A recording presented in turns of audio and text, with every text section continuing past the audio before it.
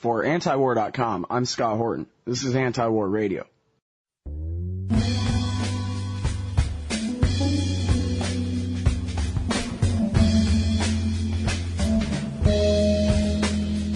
Mark Ames is the author of the book Going Postal. Also, he writes at eXiled online. It's the eXiled, exiledonline.com. He also writes for The Nation, for AlterNet, and you might have seen him on TV, I guess a couple of weeks ago now, with the guy Dylan Radigan, who seems to actually maybe be a journalist and not just a hairdo, which is strange because he's got a TV show on TV News, MSNBC there. But anyway, you might have seen Mark Ames on there with Dylan Radigan talking about what they call corporate communism, which sounds like a lot of fun, I guess, if you're the one benefiting the whole time. And I want to learn more about what this is all about. So welcome to the show. Mark, how are you doing? Thanks for having me on. Always a pleasure. Well, I appreciate talking to you and appreciate you joining us today. Well, let's start with corporate communism there. What exactly is that? Well, to make it simple, corporate communism is the system we have now. This is Dylan Radigan neologism, but I like it because it stings. Anything that stings these bastards is good. Where the state is basically just become like a welfare treasury where everybody pays into the state and only the oligarchs and the billionaires and the big banks can constantly take money out and cover their losses. They can gamble however much they want to, and they'll always be made whole by the taxpayers.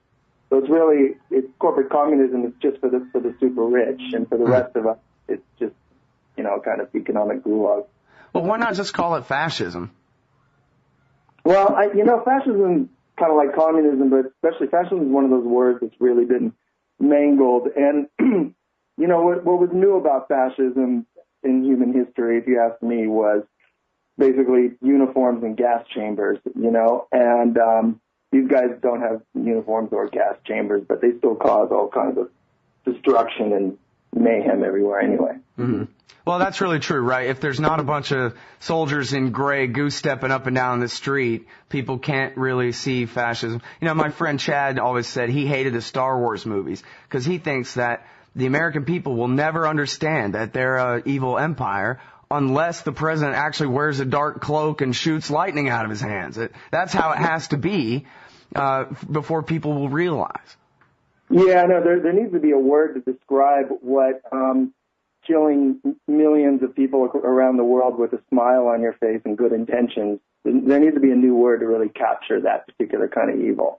Right. Pushing them around. Yeah. Well, I was really impressed. I'm sorry, I've been just running around ragged all morning this morning. I don't think I was able to pull it up here yet. Well, this isn't going to run on antiwar.com anyway, since it's more economics-based. It's just going to be on Scott Horton Show, and it's on Chaos now. So I guess we can say the name of the article was Why You're Fucked. And it was from, I think, 2006. And, I got to tell you, you sound just like Mark Thornton over at the Mises Institute in your description of how the Federal Reserve blows up bubbles and then sets us up for these terrible recessions, the same recessions that, as you just said, the rich are all saved from with the giant bailouts while the rest of us get the shaft. Yeah, it was weird, that it seemed, I'm not an economist, but you get a pretty raw perspective. I was still out in Russia at the time because they hadn't shut the eXiled, my newspaper, down yet.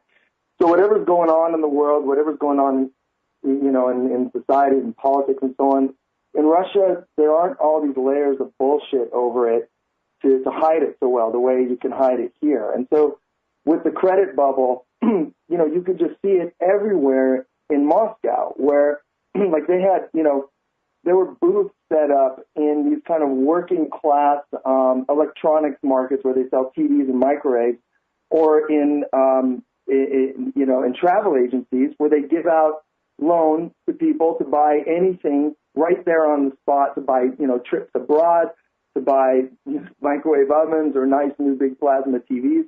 I mean, credit was just being handed out all over the place, and at the same time, obviously, I keep my eye on America, wherever in the world I am. At the same time, I was seeing that housing prices were going insane in America. And so I started doing a bit of research, and it seemed pretty damn obvious that something really bad was about to happen.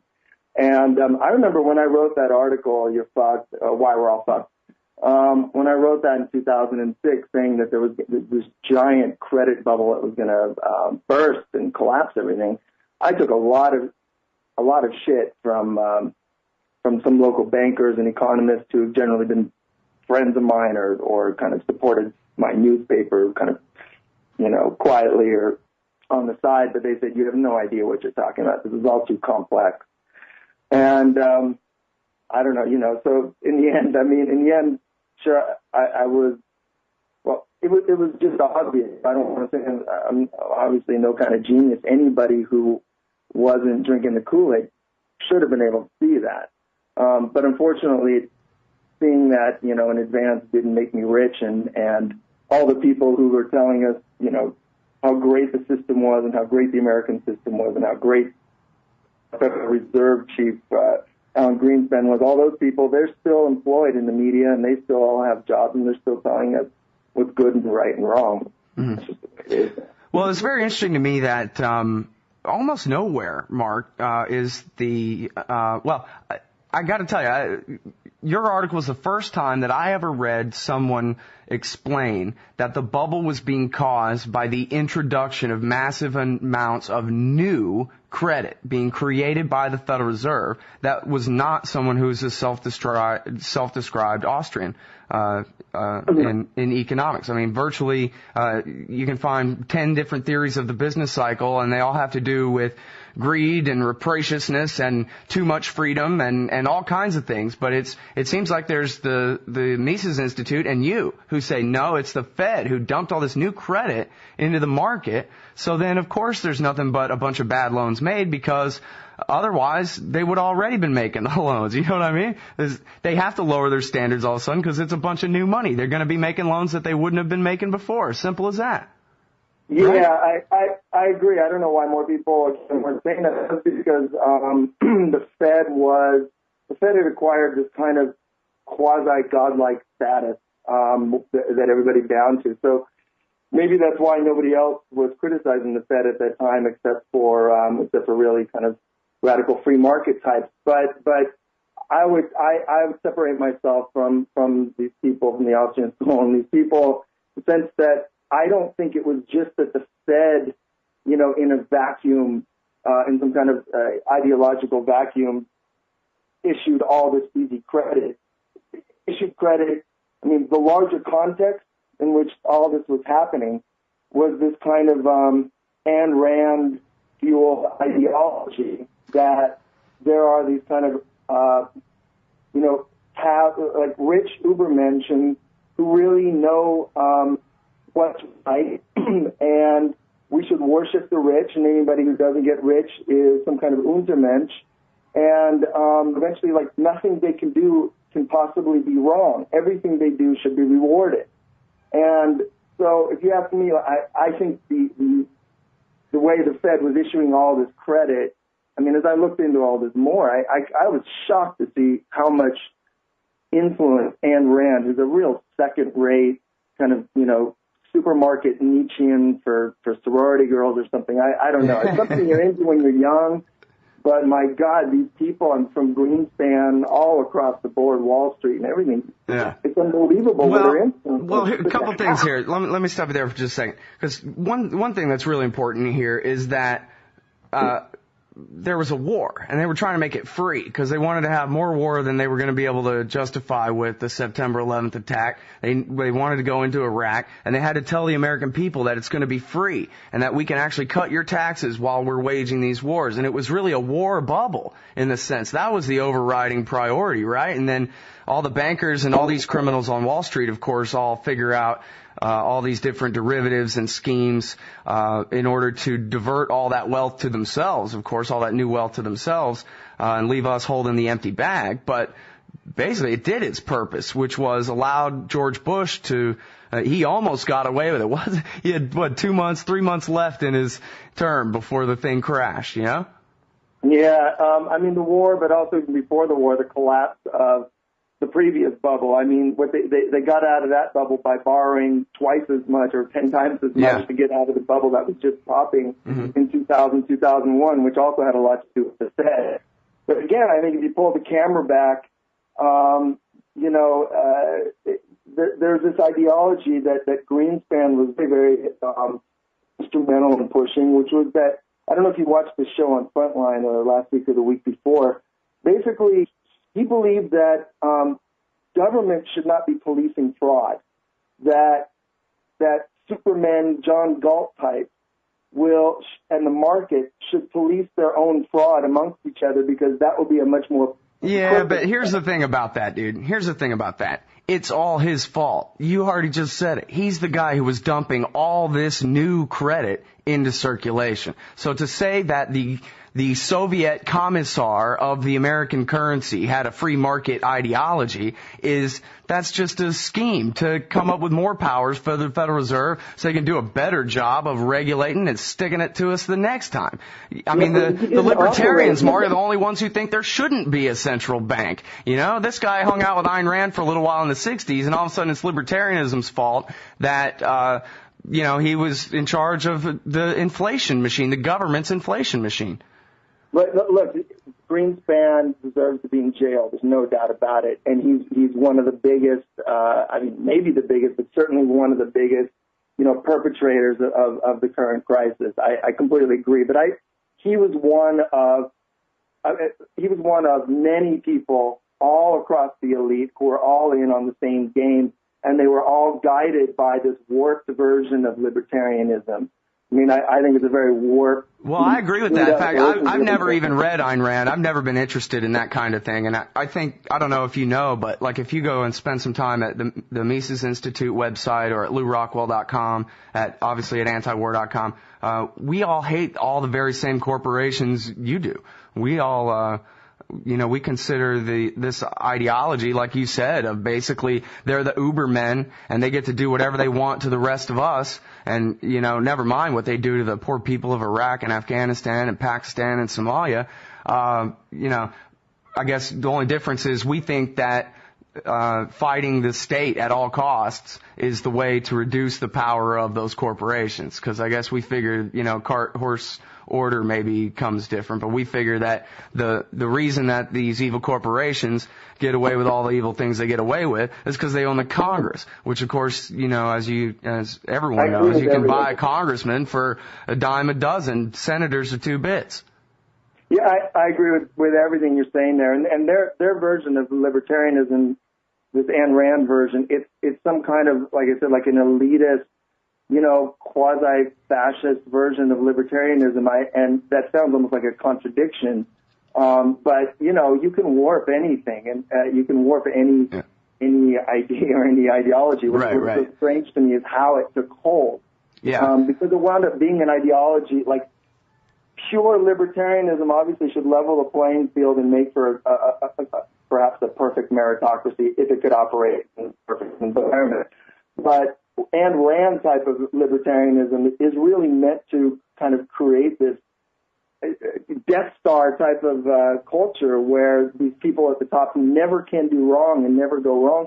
And in fact, when you look at what happened to this country was much more of a meritocracy by statistics and so on, 30 years ago. And today, there was a study done just last year. America is one of the least levels of social mobility in the developed world, where it's us and then the UK, and then higher up at the top are these kind of social democracies. Oddly enough, like Sweden and Denmark, they actually have a lot more social mobility than we do here. I find that really disturbing and sickening. But when you look around, you open up your eyes, you see it. Look, there are all these CEOs who failed, who destroyed their companies and took taxpayer bailouts, and they still walk away with tens or hundreds of millions, or they get promoted. Or, both Cheney and Bush left behind just nothing but destruction in their working lives and in the corporate world, and yet they wound up running the country, and they destroyed the entire country and the military and everything else with it. And it's really something really warped happened, as I said. And I think Greenspan he's just a perfect sort of man to hold the printing presses, like in this period of this incredibly warped Ayn Rand version of libertarianism. Mm-hmm. Yeah, well, this is always a problem for libertarianism. I think that, for example, we support kind of by definition, I think, completely free and open trade. But our wonderful arguments for completely free and open trade end up being used as pressure from below to justify things like NAFTA and the World Trade Organization, all these things that are very top-down regulatory control. And sometimes they regulate more in favor of free trade, but it's always about politically connected interests. It's not about, real, Misesian-style libertarianism in any sense. And so, when we destroy the state, we got to destroy the part that provides all the welfare to the billionaires first, and destroy the warfare state first, and make sure that people understand that not all libertarianism is Randian. I wouldn't want to change your mind on it, Mark. I don't think I could, but I just wanted to make sure that it's clear to you that what Ron Paul stands for and what Alan Greenspan stands for are in fact exact opposite things. Alan Greenspan might as well be a communist or Benito Mussolini compared to what Ron Paul believes in. Yeah, corporate communist. I agree. I know it. And Ron Paul has been, it's kind of the only place where there's some sort of real, people's populist democracy. Now there are parts of the left that are kind of starting to get courage as well. But really so far, Ron Paul's the only one who has been effectively arguing, to open up the Fed, to question the Fed. This was heresy until 6 months ago. So I think he needs to be, I support him for that. He was the only one really going out there and right from within the Republican Party and saying these wars are wrong and corrupt and destroying this country. I think it's really cool. My problem with libertarianism is that I think it's a great idea in general, and I think it's closer to probably what this country was founded on, the ideals of what the country was founded on. But things have just changed so much that, it's much easier to warp libertarian ideas in the service of the super rich and super powerful than it is to actually create a much more real, pure libertarian state. Agreed. And that's why I think it's kind of too late. That's kind of how I look at it. What we need to do is protect ourselves from these vampires and predators and parasites. And I'm not, part of that is from the Ron Paul side, and part of it's from like the Alan Grayson left side. I think there's a lot in common. The main thing is to have to be aggressive and confrontational and evolve, and not this sort of, wishy-washy, corrupt way that the Democrats have been for the last 20 years or so. Yeah, absolutely. Well, and, this is what I think is the most important thing. My friend Rick says that, the way he phrased it, we have to change the political conversation in America. And what that means to me is that, well, for example, right now, the moderates, the centrists, they're really the extremists. They're the most terrible people in the whole world, in fact. Like, say, for example, John McCain. Right? The conservatives don't like him. He's a leftist to them or whatever. He's that centrist kind of guy. Joe Lieberman and the other party's another perfect example, another clone of McCain. And what they are for is government doing everything evil to everyone all the time with no exceptions. That's what makes them moderates, is that they agree on completely looting all of us for any purpose you could come up with. And it seems to me like the real moderate center, it seems to me that's not moderate. That's extreme. The moderate center is where you and I meet. The moderate center is Chomsky, on one side, and, Ron Paul on the other, and you and me somewhere in the middle there. And what we agree about is peace, the Bill of Rights, an end to this inflationary destruction of the average guy. We're going to have, every 100,000 in this society is going to be completely ruined through this inflation. If we can put our priorities straight, peace and liberty and, something along the lines of sound money, then it seems like, that's where the future of the debate should be anyway, as kind of get rid of this old left-right stuff and all this conservatism and liberalism that has all this kind of ridiculous baggage on it, and figure out how to make where you and I see eye to eye, the kind of compromise position, the real moderate center in America. Stop looting the American people. Stop murdering Somalis. Stop destroying my Bill of Rights. Yeah, I absolutely agree with you. I mean, what a weird fucking time and country we live in, where the reasonable centrist calm position is, occupying, invading, destroying countries, plundering American wealth, generations of it backward and going forward, and handing it over to people who are already billionaires just because they ruined us and they ruined everything with their reckless gambling. That's all totally reasonable and sane. And what's crazy is, talking of withdrawing from that crazy and peacenik and marginal and way out there. It's the center. What's considered the center in this country is in such bizarre, insane territory right now. And I agree, but I think this financial crisis. The Obama administration, Larry Summers, they want us to all kind of think like we're over we've moved on and we're thinking about other things already. But this thing is going to be with us for a long time. This country is going into real decline. And, that's an opportunity, hopefully, to regain sanity here. But it's also a danger. I mean, as I wrote about what's happening in Alabama and how these counties are being just decimated by these Wall Street banker derivatives that were sold via bribes to local councilmen, and they're getting away with it completely. And in Birmingham County now, there are people who they pay. Well, wait, stop right there, because I want to set this up a second here, Mark. You've written about this. You've got a new article here at AlterNet. And it's called After the Billionaires Plundered Alabama Town, Troops Were Called In Illegally. It's at AlterNet.org right now. And you know what it is? Here's what you're describing here. And I think maybe you can see this so well because, like you said, you lived in Russia. You're looking from the outside for a little while. Americans, we have a real problem with seeing ourselves, I think. But what you're witnessing here, what you're describing here, is the confessions of an economic hitman. This is how the American empire goes around to third world countries. This is what they do to little counties in Alabama. This is what they're doing to the USA in general right now, is like what the Russian oligarchs did in the 1990s. They liquidate everything and then flee.